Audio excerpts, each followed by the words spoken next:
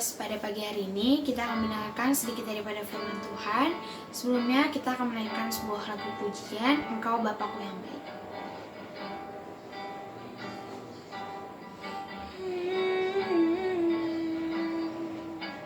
Engkau Bapa yang mengasihiku, tak kau pandang bentuk dan rupaku. Engkau mengasihiku dengan sepenuh hati, tak pernah sama seperti dunia ini. Engkau Bapa yang mengajariku melewati awan yang kelabu. Engkau buatku terbang bagaikan Raja Wali, mengatasi segala pencobaan. Kau Bapakku yang baik, mengerti bahasa tetesan air mata, tak kau biarkan ku berjalan sendirian, sebab kau Bapakku yang baik. Kau sungguh baik.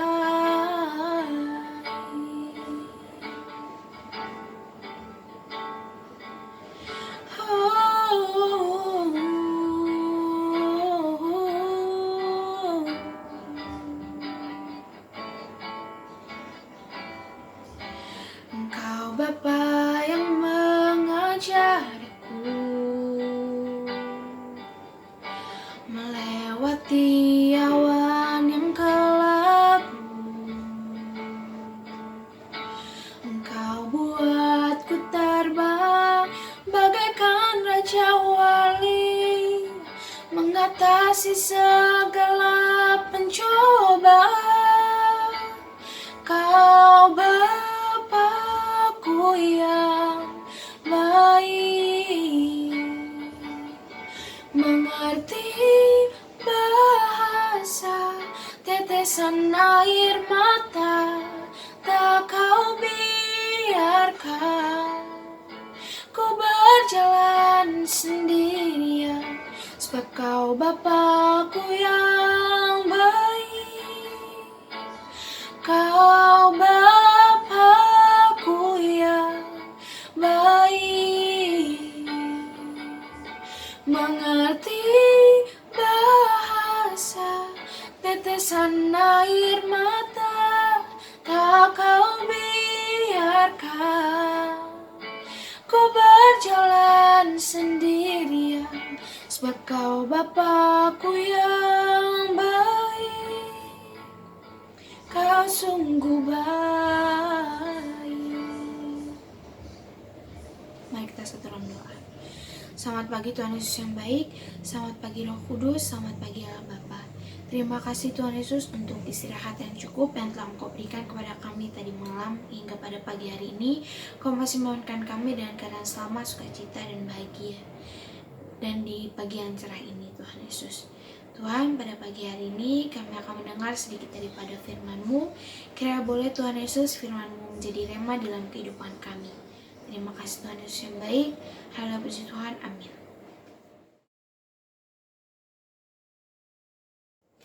Bacaan kita pada pagi hari ini diambil dari Lukas 7. Yesus menyembuhkan hamba seorang perwira di Kapernaum. Setelah Yesus selesai berbicara di depan orang banyak, masuklah ia ke Kapernaum. Di situ ada seorang perwira yang mempunyai seorang hamba yang sangat dihargainya. Hamba itu sedang sakit keras dan hampir mati. Ketika perwira itu mendengar tentang Yesus, ia menyuruh beberapa orang tua-tua Yahudi kepadanya untuk meminta supaya ia datang dan menyembuhkan hambanya. Mereka datang kepada Yesus dan dengan sangat mereka meminta pertolongannya. Katanya, Ia layak engkau tolong, sebab ia mengasihi bangsa kita, dan dialah yang menanggung pembangunan rumah ibadat kami.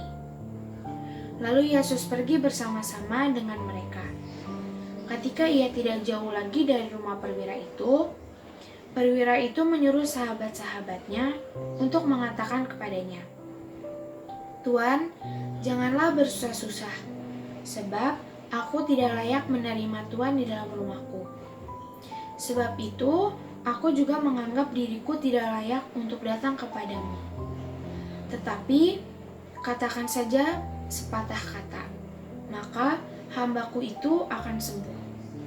Sebab aku sendiri seorang bawahan, dan di bawahku ada pula prajurit. Jika aku berkata kepada salah seorang prajurit itu pergi, maka ia pergi. Dan kepada seorang lagi datang, maka ia datang. Ataupun kepada hambaku, kerjakanlah ini, maka ia mengerjakannya." Setelah Yesus mendengar perkataan itu, ia heran akan dia. Dan sambil berpaling kepada orang banyak yang mengikuti dia, ia berkata, "Aku berkata kepadamu, iman sebesar ini tidak pernah aku jumpai, sekalipun di antara orang Israel." Dan setelah orang-orang yang disuruh itu kembali ke rumah, didapatinya lah hamba itu telah sehat kembali. Yesus membangkitkan anak muda di Nain. Kemudian Yesus pergi ke suatu kota yang bernama Nain. Murid-muridnya pergi bersama-sama dengan dia, dan juga orang-orang banyak menyertainya berbondong-bondong. Setelah ia dekat pintu gerbang kota, ada orang mati diusung keluar, anak laki-laki, anak tunggal ibunya yang sudah janda. Dan banyak orang dari kota itu menyertai janda itu. Dan ketika Tuhan melihat janda itu, tergeraklah hatinya oleh belas kasihan. Lalu ia berkata kepadanya, "Jangan menangis." Sambil menghampiri usungan itu, ia menyentuhnya. Dan sedang para pengusung berhenti, ia berkata, "Hai anak muda, aku berkata kepadamu, bangkitlah." Maka bangunlah orang itu dan duduk, dan mulai berkata-kata. Dan Yesus menyerahkannya kepada ibunya. Semua orang itu ketakutan, dan mereka memuliakan Allah, sambil berkata, "Seorang nabi besar telah muncul di tengah-tengah kita, dan Allah telah melawat umat-Nya." Maka tersiarlah kabar tentang Yesus di seluruh Yudea dan di seluruh daerah sekitarnya. Yesus dan Yohanes Pembaptis. Ketika Yohanes mendapat kabar tentang segala peristiwa itu dari murid-muridnya, ia memanggil 2 orang dari antaranya dan menyuruh mereka bertanya kepada Tuhan, "Engkaukah yang akan datang itu, atau haruskah kami menantikan seorang lain?"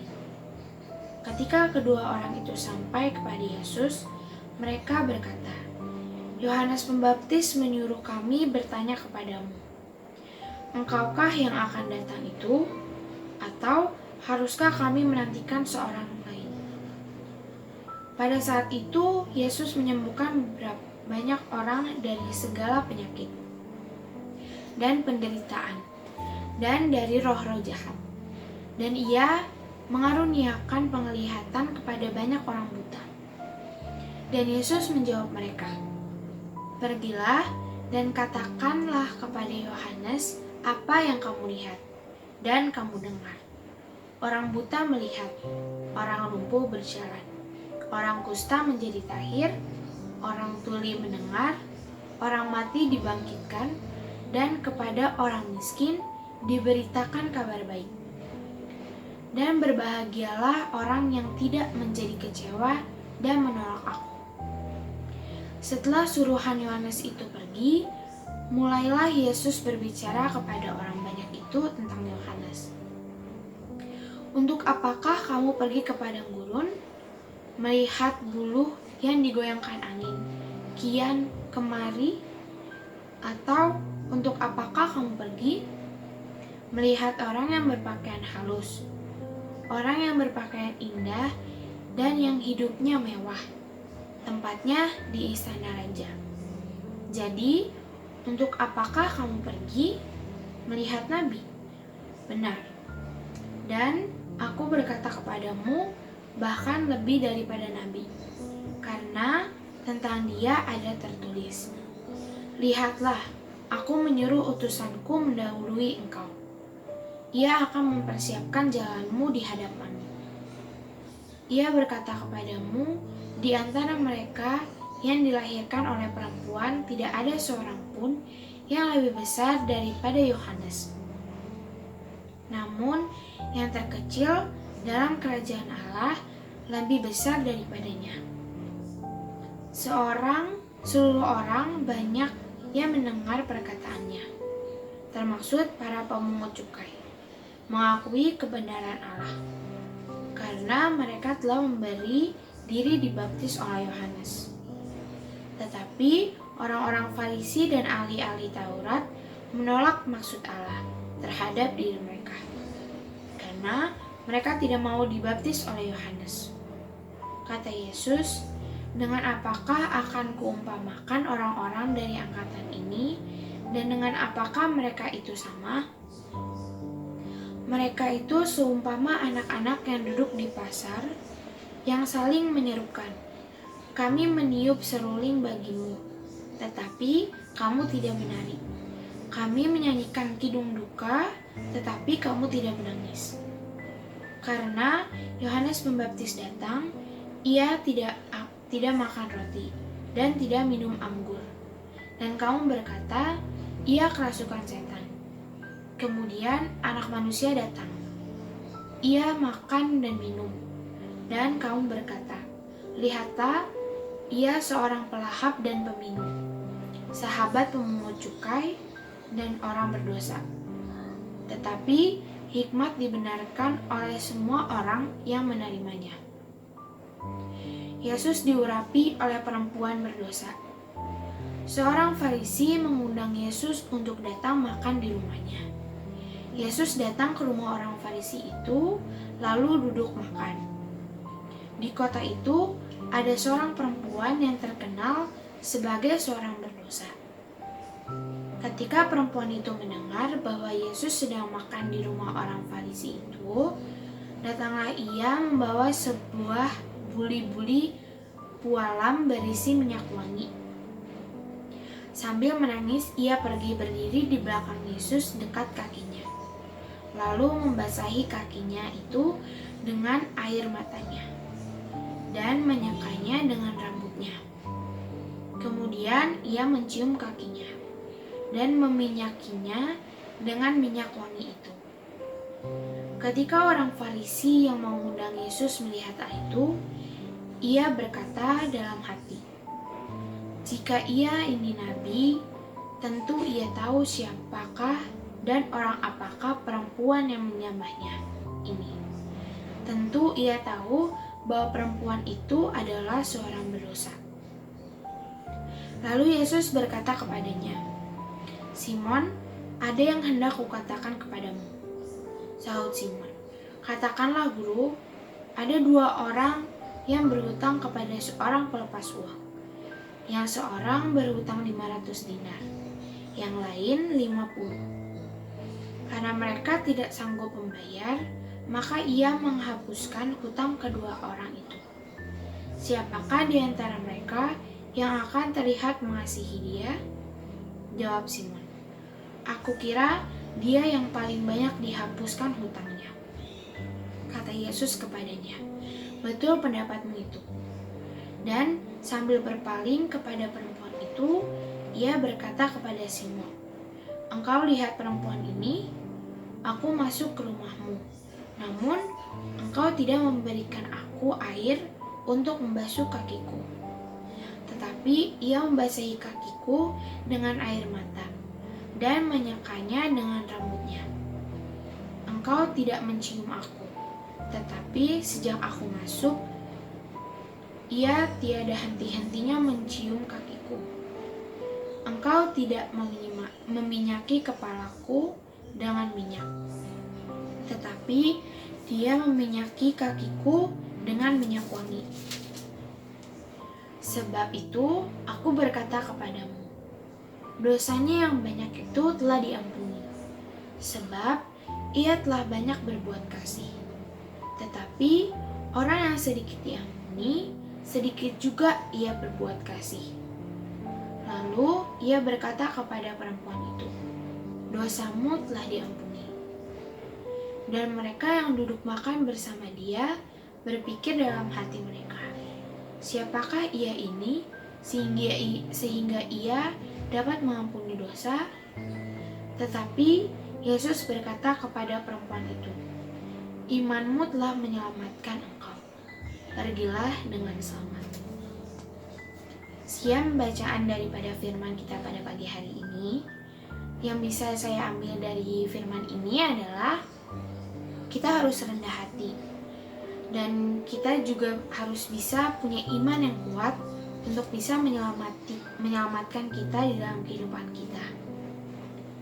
Kita harus perbanyak berbuat kasih agar bisa layak di hadapan Tuhan. Mari kita berdoa. Selamat pagi Tuhan Yesus yang baik, terima kasih atas berkat-Mu, terima kasih atas firman yang sudah boleh Engkau berikan pada kami pada pagi hari ini. Biar kiranya Tuhan kami boleh menjadi sesuai dan layak di mata-Mu Tuhan Yesus. Tuhan, Engkau tahu keadaan Indonesia pada saat ini, kiranya Engkau yang cepat menyembuhkan keadaan Indonesia kami Tuhan. Tuhan, Engkau juga memberkati dan melindungi kami di masa-masa ini Tuhan, biar kiranya boleh Tuhan kami menjalankannya penuh dengan penyertaan-Mu. Tuhan, pada pagi hari ini kami akan melanjutkan aktivitas kami yaitu PJJ, dan setelah itu kami akan melakukan aktivitas pribadi kami masing-masing. Biar kiranya Engkau menyertai, Engkau menjagai, dan Engkau memberkati. Biar apa yang kami kerjakan pada pagi hari ini sampai nanti malam hanya untuk memuliakan dan memuji nama-Mu. Terima kasih Tuhan Yesus yang baik, haleluya puji Tuhan, amin. Tuhan hasrat hati